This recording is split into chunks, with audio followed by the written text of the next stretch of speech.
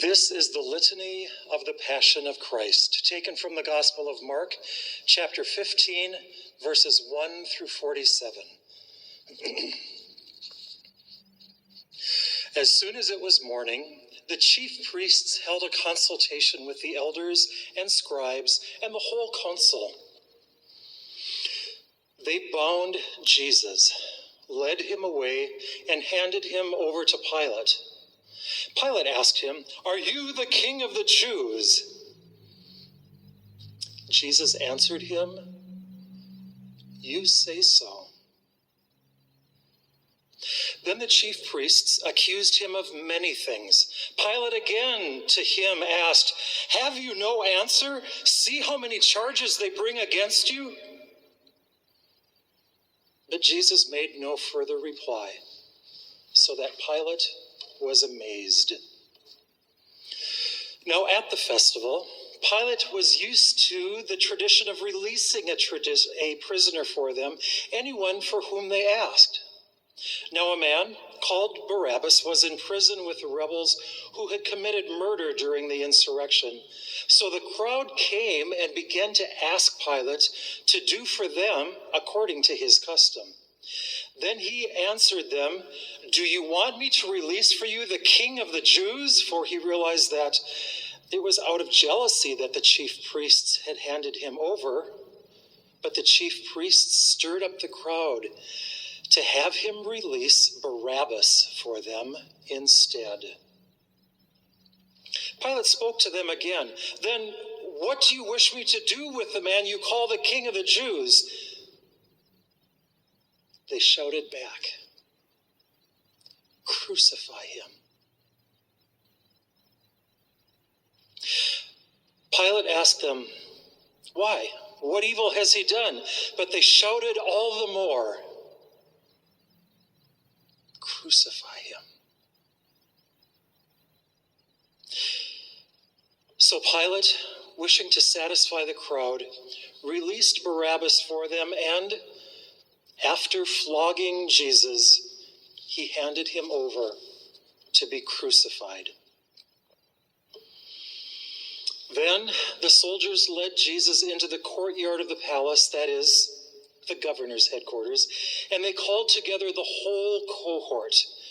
And they clothed him in a purple cloak, and after twisting some thorns into a crown, they put it on his head. And they began saluting him, "Hail, King of the Jews!"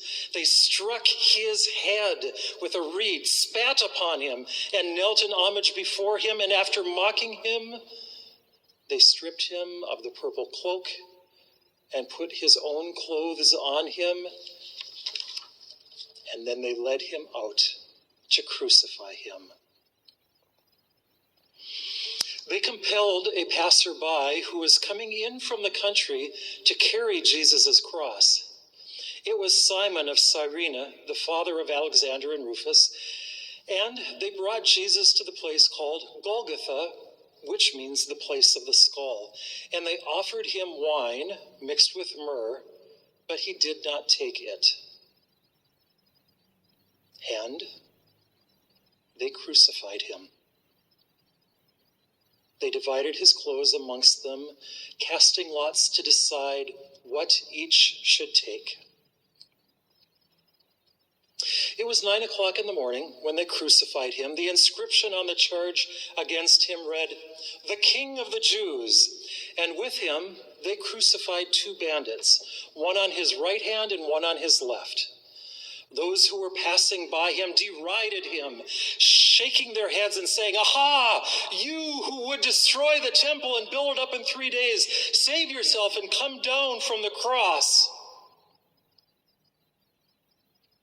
In the same way, the chief priests, along with the scribes, were also mocking Jesus amongst themselves and saying, "He saved others, he cannot save himself. Let the Messiah, the King of Israel, come down from the cross now, so we may see and believe." Those who were crucified with him also taunted him. And when it was noon, darkness came over the whole land until 3 p.m. At 3 o'clock, Jesus cried out with a loud voice, "Eloi, Eloi, lema sabachthani," which means, my God, why have you forsaken me?"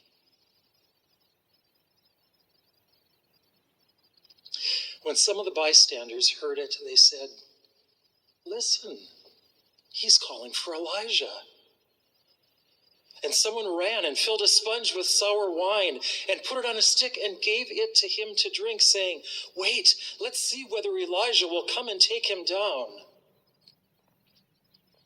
Then Jesus gave out a loud cry, and he breathed his last. And the curtain of the temple was torn in two from top to bottom.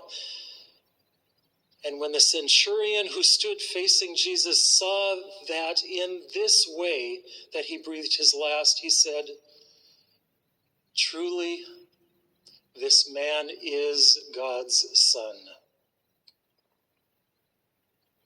There were also women looking on from a distance. Among them were Mary Magdalene and Mary, the mother of James the younger and of Joseph, and Salome. Those used to follow him and provided for him when he was in Galilee, and there were many other women who came up with him to Jerusalem. And when evening came, since it was the day of the preparation, that is, the day before the Sabbath, Joseph of Arimathea, a respected member of the council, who was also himself waiting expectantly for the kingdom of God, went boldly to Pilate and asked him for the body of Jesus. Then Pilate wondered if Jesus were already dead, and so he summoned the centurion and he asked him whether Jesus had been dead for some time. When he learned from the centurion that Jesus was dead, he granted the body to Joseph. Then Joseph brought a linen cloth, and taking down the body, he wrapped it in the linen cloth and laid the body of Jesus in a tomb that had been hewn out of the rock. He then rolled a stone against the door of the tomb. Mary Magdalene and Mary, the mother of Joseph, saw where the body was laid.